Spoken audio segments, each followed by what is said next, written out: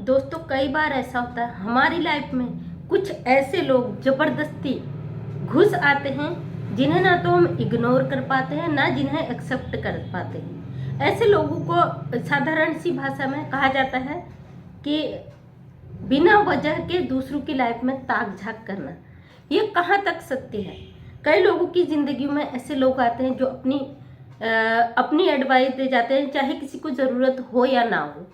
तो ऐसे स्थिति में ऐसे लोगों से क्या करा जाए, ऐसे लोगों के लिए क्या किया जाए?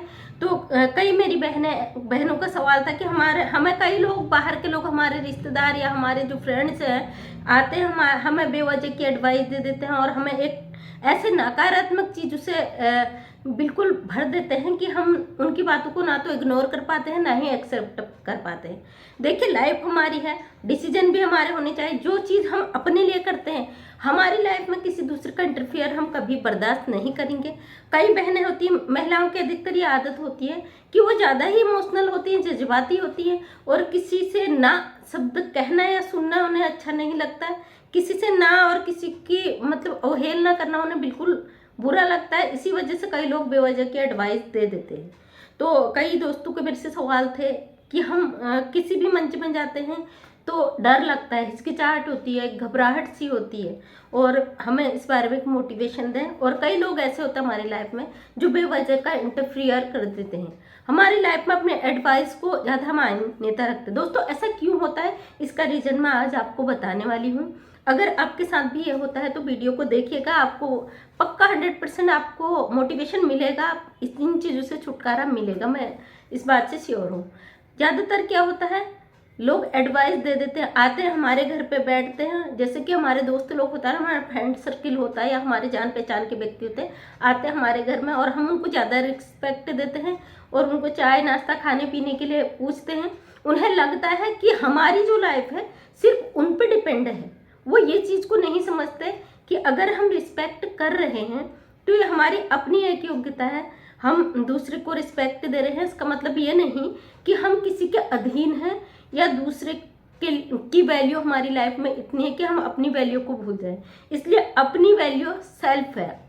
उस इंसान को अगर आपको लगता है, फर्स्ट टाइम किसी को भी पता नहीं होता है, ऐसे लोगों की परख किसी को नहीं होती है कि ये लोग किस तरीके के होते हैं। फर्स्ट टाइम हर इंसान इसको झेलता है, लेकिन सेकंड टाइम जब चांस आता है, अगर दोबारा हम उन्हें, जिसे हमारी साधारण सी भाषा में कहते हैं मुंह लगाना, उसे अगर वैल्यू दे देते हैं, हम उन्हें वैल्यू दे देते हैं ज़्यादा अपनी लाइफ में, तो कहीं ना कहीं वो उसमें अंदर तक घुसने की कोशिश करते हैं। उन्हें लगता है कि हमारी लाइफ उनके बिना चल ही नहीं सकती है, जो कि ये बिल्कुल सरासर गलत है। क्योंकि अगर वो सेकंड टाइम आपकी लाइफ में आता है, आपके घर पे आता है और अपनी कोई भी एडवाइस देता है, तो उसे तुरंत मुंह तोड़ जवाब दीजिए। क्योंकि आप सेल्फ डिपेंड है, आपकी खुद की एक वैल्यू है, आपकी अपनी वो है, अपनी वैल्यू को ज़रूर बनाए रखें क्योंकि सबसे पहले आपकी अपनी वैल्यू है। अगर हम किसी को रिस्पेक्ट दे रहे हैं, इसका मतलब ये नहीं कि दूसरा व्यक्ति उसका नाजायज़ फ़ायदा उठाए और हमारी लाइफ में घुसाए, बेवजह की राय मशवरा दें।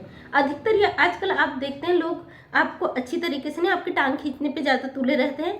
बाहर के तो जो है सो है, उनको हम मुंह तोड़ जवाब देते हैं। अधिकतर अपने घर के ही लोग होते हैं जो फैमिली, अंदर का परिवार छोड़ के बाहर रिश्तेदारी में ज़्यादातर ना दूरी ना पास वाले अधिकतर ऐसे लोग होते हैं। उन लोगों से एक दूरी जरूर बनाए रखें। एक वो दूरी बनानी बहुत ज़रूरी है ताकि वो आपकी लाइफ में इंटरफेयर करते हैं, उसके लिए कोई एक निकासी हो, वहाँ से निकल जाने का आपके पास जरिया हो और वहाँ से आप हट सकें। ऐसी एक स्थिति होनी चाहिए। कुछ ऐसे लोगों से कुछ हद तक दूरियां बना के रखें और अगर लगता है हद से अधिक वो आपकी लाइफ में खुद घुसने की कोशिश कर रहे हैं तो उन्हें बिल्कुल ही इग्नोर करें, उन्हें बिल्कुल अपने इर्द गिर्द भटकने नहीं दें। उन्हें साफ बोल दीजिए, हमारे पास टाइम नहीं है किसी के लिए, हम अपने लाइफ में व्यस्त हैं, अपने डिसीजन खुद ले सकते हैं, हमारे फैसलों के लिए हम सक्षम हैं। उन्हें ए मुंह थोड़ा अटूट जवाब आप तुरंत दे दीजिए, दोबारा आपकी लाइफ में कोई इंटरफेयर नहीं करेंगे। तो दोस्तों इस तरह के लोगों से बचना बहुत ज़रूरी होता है। अधिकतर जो होता है हमारे रिलेटिव होते हैं, हमारे रिश्तेदार होते हैं, हमारे फ्रेंड सर्किल होते हैं, जो बिल्कुल क्लोज लोग होते हैं। अगर वो ये चीज़ करते तो बड़ी दिक्कत आती है। उसमें कई लोग तो इमोशनली उसको, उन्हें लगता है कहीं हमारी वजह से दूसरा हर्ट ना हो जाए, भले ही उसकी बातों से वो खुद हर्ट हो जाए और उस चीज़ को बर्दाश्त कर लेते हैं, लेकिन उन्हें बहुत बुरा लगता है जब दूसरा व्यक्ति हर्ट होता है उनकी बातों से।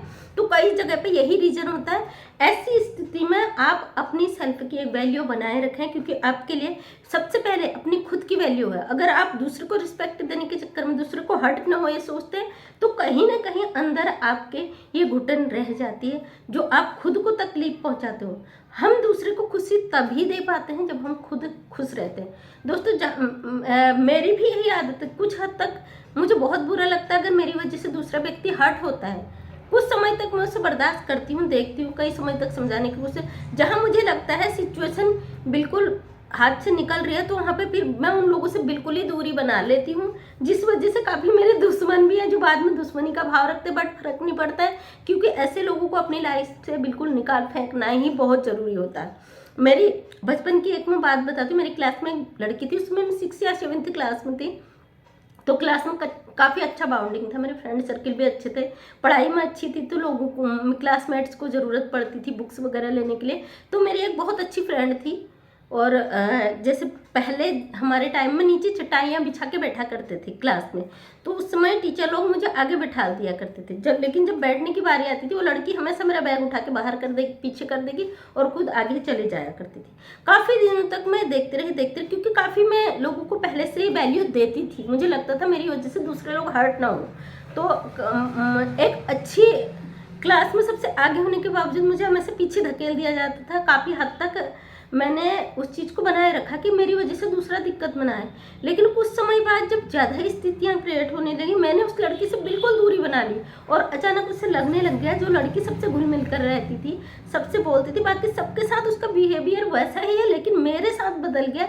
तो आप यकीन नहीं मानोगे, 7 सालों तक मैं उस लड़की से नहीं बोली, और वो तो शायद क्लास में 9th क्लास से फेल भी हो गई थी। रिपीट जो भी होगा उस समय, वो 10th से ऊपर पढ़ नहीं पाई। लेकिन 7 साल बाद अचानक जब एक दिन मुझे मिली वो सड़क पे, तो उस समय मैं वहाँ की क्षेत्र पंचायत बन चुकी थी, और उस लड़की ने बिल्कुल रोड में मुझसे चिपट गई और रोने लग गई, कहने लगी इतने सालों में तुम मुझसे नहीं बोली। तो ये एक मेरे लिए एक स्थिति थी कि मेरा सेल्फ का रिस्पेक्ट था। और जब भी हम ऐसे लोगों से दूरियां बना लेते हैं तो उन्हें फील ज़रूर होता है कि रीज़न क्या था जो मेरे को एकदम अलग कर दिया गया बाकी लोगों से। अगर आप सेल्फ की वैल्यू बनाना चाहते हैं तो आपको अपने लिए जगह बनानी पड़ेगी, सेल्फ को रिस्पेक्ट देना पड़ेगा। जब तक आप खुद की वैल्यू एक बना के नहीं रखते हैं, दूसरा व्यक्ति आपको हर्ट करता ही रहेगा। तो दोस्तों बहुत बहुत धन्यवाद आप लोगों का। आपके बहुत अच्छे कमेंट्स थे कि मैं एक गाइडलाइन अच्छी दे रही हूँ अपनी महिलाओं को, अपने भाइयों को। तो आप लोग आगे अपना प्यार बनाए रखें। अगर आपको लगता है कुछ सच्चाई है मेरे चैनल में, जैसे कि मैं एक सोशल वर्कर हूँ, समाज के हितों के लिए कार्य करती हूँ, तो अपना प्यार बनाए रखें। आगे मैं ऐसे वीडियो आपके लिए लाती रहूँगी। उसके लिए मेरे चैनल को सब्सक्राइब कर लीजिए ताकि मेरे आने वाले वीडियो के नोटिफिकेशन आप तक मिलते रहें। तो बहुत बहुत आप लोगों का धन्यवाद।